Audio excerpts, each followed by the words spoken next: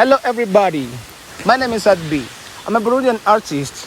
Today, I'm gonna show you our good places.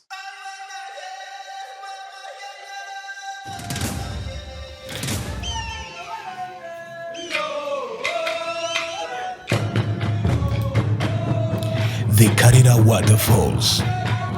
The Karera Waterfalls are a series of waterfalls located in East Africa, Burundi.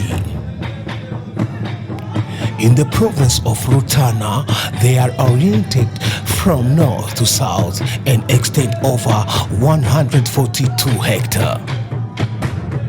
They are subdivided into 6 branches and distributed over 3 levels.